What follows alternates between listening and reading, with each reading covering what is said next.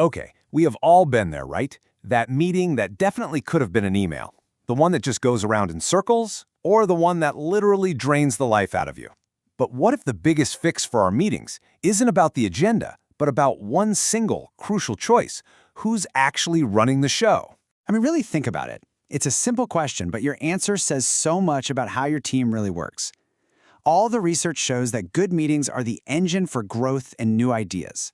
But so many of them just fall flat. They become this, this calendar tax instead of a strategic weapon. And that's the key.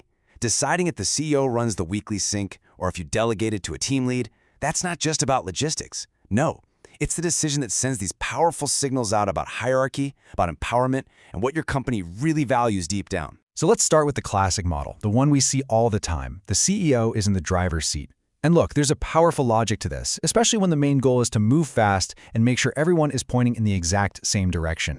The biggest advantage, by far, is just pure clarity. When the CEO is at the head of the table, you have this direct, unfiltered link to the company's vision. Every conversation, every decision, it's instantly framed by the highest level strategy. There's no game of telephone, no misinterpretation. And you can see how all these points just build on each other. The CEO's presence doesn't just link to the vision, it screams that this meeting is the top priority. Decisions get made right there on the spot, you just cut right through the bureaucracy.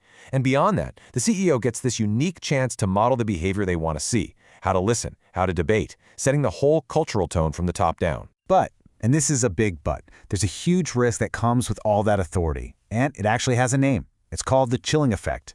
Studies on team dynamics have shown this again and again. When the highest status person is in the room, more junior folks they speak up less. They hesitate to challenge ideas. They don't want to admit mistakes, all because they're afraid of being judged. And that chilling effect leads directly to all these costs. You get groupthink, where real problems get buried because nobody wants to be the bearer of bad news. Better ideas never even get mentioned. It silences what researchers call employee voice.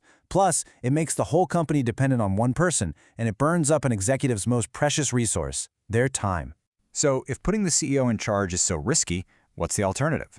Well, this brings us to a completely different model, one that's built on empowerment, where you delegate facilitation, either to a manager or maybe you even rotate it among the team members. The core benefit here is basically the exact opposite of that chilling effect.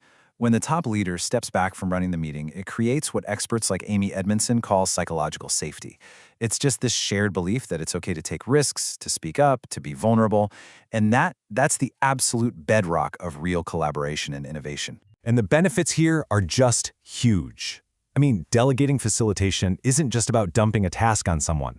It's like a secret leadership development program. It builds skills across your entire team, it directly boosts participation, and it gives everyone a real sense of ownership, which, as we all know, is an incredibly powerful motivator.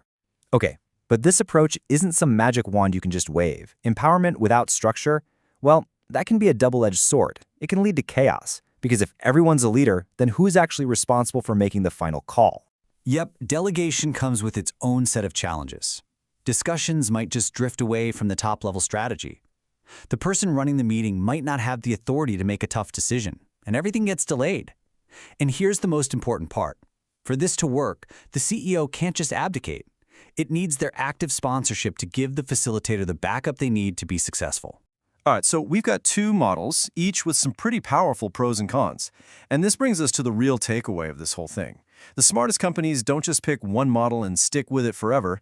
No, they understand the right question isn't who should lead, but when should they lead. So here's a really practical guide you can use. Look, if you're in a crisis or at a huge strategic turning point, you need the CEO. You need that speed, that clear direction, that authority. But for a deep dive where you need honest debate and diverse opinions, a neutral facilitator is way better. It maximizes that psychological safety. And for your regular weekly operational sync, rotating the role is a fantastic way to build up your team skills and their sense of ownership. But here's the real kicker. The research is crystal clear on this. Even more important than who leads the meeting is how it's led. A bad meeting is a bad meeting. Doesn't matter who is sitting at the head of the table.